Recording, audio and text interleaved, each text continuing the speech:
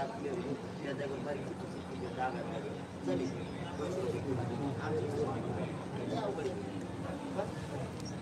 दसरा मेळावा म्हणजे पारंपरिक पारंपरिक होणार आहे. जातीचा आणि राजकारणाचा काही संबंध नाही. पारंपरिक दसरा मेळावा असला पाहिजे, राजकीय नसला पाहिजे.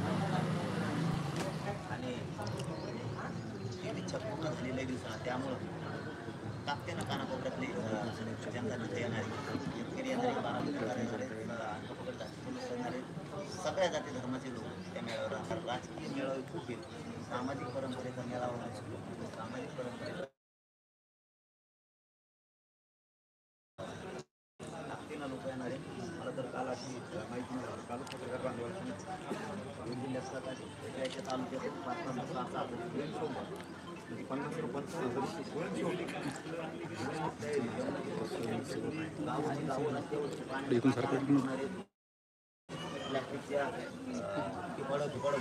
जाताना पाणी प्यायचा जास्त त्रास होतो, येताना होत नाही, पण जाताना जास्त होतो.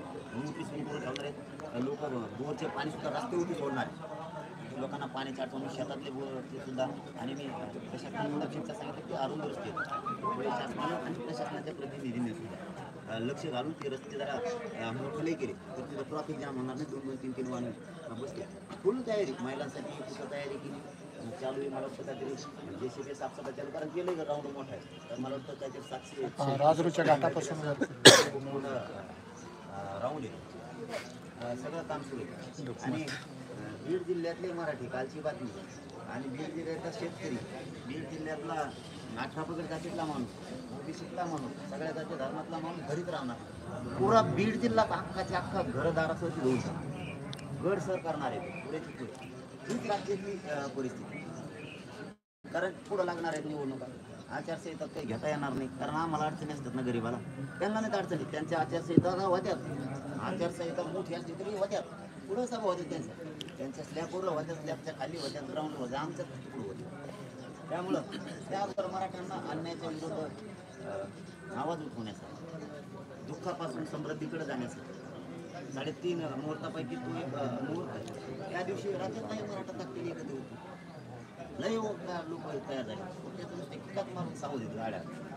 किका मारल्या बंगा बंग पळणारे मग कुठे निघणारे नुसती माझ्या बघा नादच करायचं नाही. त्यासाठी मग धोका नाद लागू नका तुम्ही. पटकन आमच्या मागण्या मांडल्या. जात वाहन घरी थांबू शकत नाही. पक्षाच्या सभेला मेळाव्याला पळण्यापेक्षा आपल्या हिताच्या, आपल्या लेकराच्या, आपल्या समाजाच्या, आपल्या शेतकऱ्याच्या हिताच्या प्रश्नासाठी इकडे लोक एकत्र येणार. आणि कोणी जर दबाव आणला ना ती एक मला सांगा महाराष्ट्रात कोणी जर म्हणला ना जाऊ नका हळूच सांगतोय त्याला जिल्हा परिषद असू देऊ पंचायत समितीला आता पाडून टाकायचा ना आमदार असो खासदार असो जाऊ नका म्हणणार ध्यानात. कोण उलट त्याने सुद्धा इकडे यायला पाहिजे कारण हे सामाजिक मेळावा.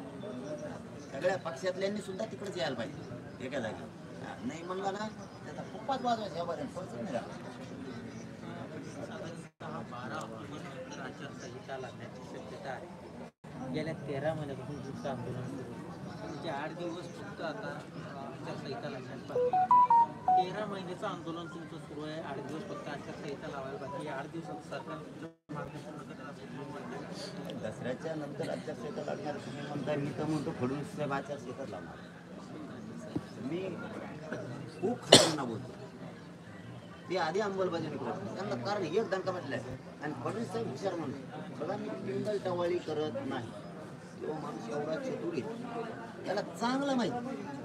आपण 100 जण इकडची गोळा करून गणित दाखवण्यापेक्षा इकडं मराठा एकच झालं. इकडं 150-100 गोळा करावा लागतो. त्यापेक्षा मराठा एकच आणि 1 साईड. आणि याला डावून आपण जर हे गणित केले तर त्यांनी 100 जणांचं जे गणित तयार केले ना ते हिचकटाची ताकद इकडच्या मराठीत. त्यांनी एक केली इकडून मराठ्यांकडे हात टाकला गावागावात तिथे म्हणजे जाऊ दे आपल्याला एकमेकाला गरज लागते भावाला आपण लहान मोठे होईल इतकं लग गणित त्याचं फडणवीस साहेबांचं. त्यामुळे इथं गणित रोज देत तसंच मराठी. 13 महिन्याचं योगदान मी तरी वाया जाऊन देतो. किती गणित बांधून देतो या माणूस तुम्ही यादी डिक्लेअर करून जाऊ दे. आता सांगतो काल सांगितलं तुम्हाला काय सांगाल मोकळ फार माझ्याकडे एक आमदार आला बरं का माझी आमदार आणि एक चांगला युवा